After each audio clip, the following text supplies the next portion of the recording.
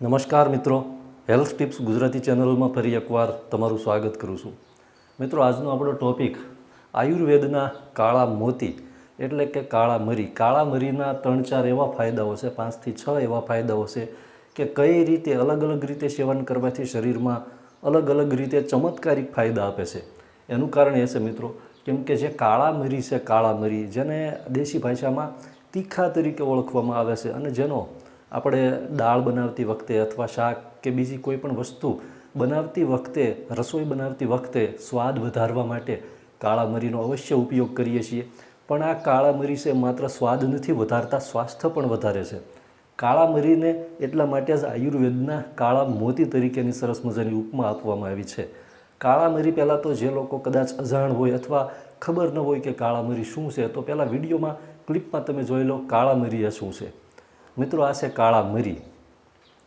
મિત્રો, કાળા મરીની અંદર અનેક પ્રકારના પોષક તત્વો અને મિનરલ્સ સમાયેલા છે. સાથે સૌથી મહત્ત્વનું એની અંદર વિટામિન સી રહેલું છે. વિટામિન સી રહેલું હોવાને કારણે કાળા મરી છે એ શરીરની અંદર રહેલી રોગ પ્રતિકારક શક્તિને અનેક રીતે અનેક ગણી વધારી દેશે. નિત્ય કાળા મરીનું સેવન કઈ રીતે કરવું? કાળા મરી છે એ સૌથી પહેલો ફાયદો એ કરશે કે વાયરલ ઇન્ફેક્શન એટલે કે જ્યારે ઋતુ પરિવર્તન થતું હોય, ઋતુ બદલાતી હોય, જેવી રીતે હવે શિયાળો છે એ વિદાય લઈ રહ્યો છે અને ઉનાળો છે એની શરૂઆત થઈ રહી છે, ત્યારે આ જે ડબલ ઋતુ જેવું વાતાવરણ થતું હોય છે ને, 2 ઋતુનો જે સમયગાળો હોય છે ભેગા થવાનો, તો આવા સમયે શરીરની અંદર જો વાયરલ ઇન્ફેક્શન અથવા ચેપી બીમારીઓ અથવા શરદી, ઉધરસ અને આવી જે સમસ્યાઓ થાય, ફ્લૂ, વાયરલ ફ્લૂ એટલે કે ચેપી તાવ આવે, એકબીજાના સંપર્કથી ફેલાતો હોય અથવા વાતાવરણમાં જીવાણુ અને જંતુને કારણે ફેલાતો તાવ હોય, આવી સમસ્યાઓમાં કાળા મરી જે છે એ ખૂબ જ ઉપયોગી સાબિત થશે, આવી બીમારીઓથી બચાવી શકે છે. એ સિવાય મિત્રો, કાળા મરીના જે જબરજસ્ત અને ચમત્કારિક ફાયદા આયુર્વેદમાં કહ્યા છે એની વાત પહેલાં કરી દઉં. કાળા મરીનું સેવન કઈ કઈ રીતે કરવાનું, કઈ કઈ બીમારીમાં? સૌથી પહેલું એ છે કે પાચન સિસ્ટમ. કાળા મરીનો એક સૌથી સારો ગુણ એ છે કે પાચન સિસ્ટમ છે ને એનું વધારે એક્ટિવ કરે છે. એટલે જે લોકોને ખોરાકનું પાચન બરાબર ન થતું હોય અથવા જે લોકોને પેટમાં ગેસ રહેતો હોય, ખાસ અત્યારનું આ સમયની અંદર મોટાભાગના લોકોને પાચનની કોઈને કોઈ ફરિયાદ હોય છે અને એમાં ગેસની 90% લોકોને ફરિયાદ હોય છે, પેટમાં ગેસ થતો હોય. તો પેટમાં ગેસ માટે અને બીજું એ કે પેટ ફૂલેલું રહેતું હોય અથવા કબજિયાત, પેટ સાફ ન થાય, પાચન સિસ્ટમ બરાબર કામ ન કરતી હોય ને, ત્યારે કબજિયાત જેવી સમસ્યા એટલે કે પેટ સાફ થતું જ ન હોય બરાબર રીતે અને એને લીધે અનેક સમસ્યાઓ થાય છે, પેટના વિકારો ઉત્પન્ન થાય છે, પેટ ફૂલેલું લાગે અને પેટમાં ગેસ ભરાઈ ગયેલું લાગે ને, ત્યારે કાળા મરી છે ખૂબ જ ઉપયોગી છે. કાળા મરીનો એક સરસ મજાનો પ્રયોગ છે પાચન સિસ્ટમ માટેનો. પાચન માટેનો જે કાળા મરીનો પ્રયોગ છે એની અંદર 3 દાણા કાળા મરીના લેવાના છે અને એની અંદર 1 ચમચી લીંબુનો રસ લેવાનો છે. સાથે 1 કપ જેટલું હૂંફાળું ગરમ પાણી લેવાનું છે. ગરમ પાણી, 1 ચમચી લીંબુ અને 3 દાણા કાળા મરી, આટલી વસ્તુ છે એ મિક્સ કરી કાળા મરીના 3 દાણા લઈ એને વાટી લેવાના, બરાબર ભૂકો કરી અને 1 કપ જેટલા પાણીની અંદર, ગરમ એટલે હૂંફાળું પાણી, વધારે ગરમ નહીં, હૂંફાળું પાણીની અંદર આ 2 વસ્તુ મિક્સ કરી અને ભોજન લેવાના પોણો કલાક પહેલાં આ પી જવાનું છે. દિવસમાં 2 વખત આ પ્રયોગ કરવામાં આવે તો જે પાચનને લગતી કોઈ સમસ્યા હોય અથવા જે લોકોને પેટ ફૂલેલું રહેતું હોય, પેટમાં ગેસ ભરાયેલો રહેતો હોય, તો એની માટે ખૂબ જ ઉપયોગી સાબિત થશે. બીજું એ કે જે લોકોને શરીરમાં ખાલી પેટમાં ગેસની ફરિયાદ હોય તો એને તો એક સરળ પ્રયોગ છે, કાંઈ નથી કરવાનું. દરરોજ સવારે ઉઠી અને માત્ર 2 દાણા છે ને કાળા મરીના, એ સવારે ઉઠીને ખાલી પેટે ગળી જવાના છે, ચાવવાના પણ નથી. ચાવશો તો તમને સહેજ એની તાસીર એવી છે કે તમને તીખા લાગશે, એને ચાવવાના પણ નથી, સીધા જ ગળી જવાના છે, એટલે તીખા પણ ન લાગે. આમે એનું નામ પણ તીખા જ છે. એટલે પાચન માટે અને પેટમાં થતા ગેસ અને પેટ ફૂલી જતું હોય એની માટેનો આ પ્રયોગ ખૂબ અક્ષીર છે. ત્યાર પછી વજન અને ચરબી, વધારાનું વજન, ખાસ કરીને વજન અને વધારાની ચરબી શરીરમાંથી ઓછી કરે છે. કાળા મરી છે એનો એક એવો પ્રયોગ છે કે જે શરીરમાં રહેલો ઝેરી કચરો દૂર કરે છે, ઝેરી ટોક્સિન દૂર કરે છે. ખોરાકમાંથી જે ચરબી પ્રાપ્ત થઈ હોય શરીરને આ ચરબી છે એનું શક્તિમાં રૂપાંતર થાય એ માટે કાળા મરી ખૂબ જ મહત્ત્વનો ભાગ ભજવે છે. એટલે કાળા મરી એનો કઈ રીતનો પ્રયોગ છે કે જે વજન અને ચરબી બંને ઘટાડે છે. તો જે લોકો વજન ઓછું કરવામાં ગ્રીન ટીનો ઉપયોગ કરતા હોય તો જ્યારે ગ્રીન ટી બનાવતા હોય છે ને ત્યારે જે ગરમ પાણી કરતા હોય છે ગ્રીન ટી માટેનું, આ ગરમ પાણીની અંદર 3 દાણા કાળા મરી છે એને વાટીને એમાં નાખી દેવાના છે. ગરમ પાણી થઈ જાય પછી એની અંદર ગ્રીન ટી છે એની અંદર ડુબાડી અને પછી એ જે ટી તૈયાર થાય એટલે કે જે ચા તૈયાર થાય છે આ ચા પીવાની છે દિવસમાં 1 વખત. આનાથી જે વજન ઘટાડવા માટે જે પ્રયોગ કરતા હોય છે ગ્રીન ટીનો, આની અંદર પરિણામ છે ને અનેક ગણું વધી જાય છે.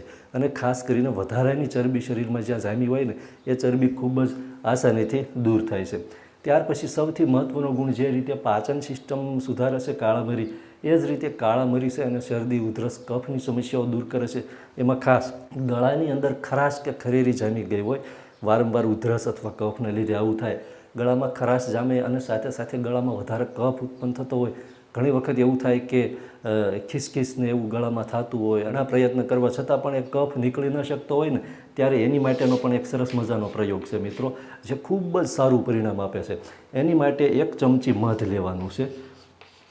1 ચમચી મધની અંદર 3 દાણા કાળા મરી છે, 3 દાણા કાળા મરી છે એને વાટી અને 1 ચમચી મધમાં મિક્સ કરવાના છે. અને અડધી ચમચી હળદર, અડધી ચમચી હળદર, આ ત્રણેય વસ્તુને બરાબરની મિક્સ કરવાની છે. 1 મિનિટ સુધી એને હલાવતા જ રહેવાનું છે. બરાબર મિક્સ થઈ જાય પછી આ જે છે આને ઓછામાં ઓછો અડધો પોણો કલાક કે 1 કલાક સુધી આને ઢાંકીને રાખી દેવાનું. પછી આનું સેવન કરવાનું. આનું સેવન દિવસમાં 2 વખત, સવાર અને સાંજ. સવારે અને કાં તો આને એ રીતે પણ કરી શકાય કે રાત્રે આને આ મિશ્રણ બનાવી અને ઢાંકીને રાખી દેવાનું. સવારે ઉઠી અને ખાલી પેટે આનું સેવન કરવાનું. તરત ઉઠી અને ધીમે ધીમે ચાટી જવાનું છે. ત્યાર પછી આ જે છે આ જ રીતે સાંજે પણ આનો પ્રયોગ કરી શકાય. દિવસમાં 2 વખત આ પ્રયોગ થોડા દિવસ કરવામાં આવે, 2 થી 3 જ દિવસમાં જે ગળાની અંદર ખરાશ હોય, ખરેરી થતી હોય, ગળામાંથી કફ નીકળી શકતો ન હોય ને તો 3 થી 4 જ દિવસના આ પ્રયોગથી આ સમસ્યા છે આમાં ખૂબ જ સારું અને ખૂબ ઝડપી ઇફેક્ટિવ રિઝલ્ટ મળે છે. ગળું એકદમ સાફ થઈ જશે. ગળામાંથી જે કફ હોય છે કફ છૂટો પડી અને ખાસ કરીને જે અંદર કફ ભરાઈ રહ્યો છે બધો જ કફ, છાતીમાં કફને લીધે જે ઘર ઘર અવાજ આવતો હોય તો છાતી એકદમ સાફ થઈ જશે અને બધો જ કફ ધીમે ધીમે નીકળી જશે. ત્યાર પછી ઉધરસ માટેનો એક સરસ મજાનો પ્રયોગ છે મિત્રો. ખાંસી આવતી હોય, કફ સાથેની ખાંસી હોય કે સૂકી ખાંસી હોય, બંનેમાં ખૂબ સારો ઉપચાર છે ઉધરસ માટે. ખાલી ઉધરસ હોય એની માટે તો ઉધરસમાં શું કરવાનું છે, 1 કપ જેટલું ગરમ પાણી કરવાનું છે. ગરમ પાણી કરતી વખતે 3 દાણા કાળા મરીના નાખવાના છે. અને પાણી ગરમ થઈ જાય પછી ચૂલા કે ગેસ પરથી નીચે ઉતારી એની અંદર 1 ગોળનો નાનકડો ટુકડો, દેશી ગોળનો 1 સોપારી જેટલો ટુકડો છે એને ભૂકો કરીને એ ગરમ પાણીમાં નાખી બરાબર હલાવી નાખવાનો છે. અને આ પ્રવાહી છે ને આને દિવસમાં 1 વખત પીવાનું છે, ખાસ કરીને રાત્રે સૂતી વખતે. આનાથી ઉધરસમાં ખૂબ જ સારું પરિણામ મળશે. સાથે સાથે ઉધરસનો એક બીજો પણ ઉપચાર છે જે કાળા મરીનો, જેની અંદર મિત્રો દૂધ હોય ને દૂધને ગરમ કરવાનું છે.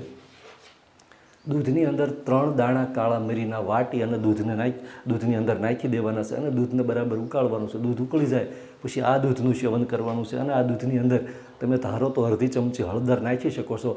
જે લોકોને હળદરવાળું દૂધ ન ભાવતું હોય એ લોકો માત્ર ને માત્ર ગરમ દૂધ બરાબરનું કરી એની અંદર 3 દાણા કાળા મરીના નાખી આ દૂધનું સેવન કરવાથી ઉધરસ આવતી હોય, સૂકી ઉધરસ હોય કે કફવાળી ઉધરસ હોય, રાત્રે વધારે ઉધરસ હેરાન કરતી હોય તો રાત્રે સૂતી વખતે આ રીતે દૂધ બનાવીને પીવાનું છે. આનાથી ઉધરસમાં ખૂબ જ સારું પરિણામ મળશે. ત્યાર પછી એક અંતિમ મિત્રો છે અનિદ્રાની સમસ્યા માટે ખૂબ જ ઇફેક્ટિવ છે.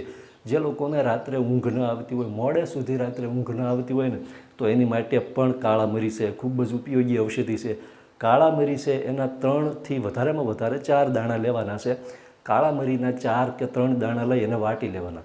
એનો ભૂકો થઈ જાય પછી આને 1 ચમચી દેશી ગાયનું ઘી લઈ એની અંદર આને મિક્સ કરવાના છે. અને એની અંદર થોડો ગોળ છે એનો ચૂરો કરીને 2 ચપટી જેટલો દેશી ગોળ ઉમેરી બરાબર મિક્સ કરી આનું સેવન છે રાત્રે સૂતી વખતે કરવાનું છે. આ રીતે કાળા મરીનું દેશી ઘી અને ગોળ સાથે સેવન કરવાથી જે લોકોને રાત્રે ઊંઘ ન આવતી હોય, મોડે સુધી કોઈ બીમારી ન હોય અને સામાન્ય રીતે ઊંઘ ન આવતી હોય ને તો આવી સામાન્ય અનિદ્રાની સમસ્યામાં ઘી સાથેનો કાળા મરીનો આ પ્રયોગ છે એ ખૂબ જ સારું પરિણામ આપશે, ખૂબ જ ઉપયોગી સાબિત થશે.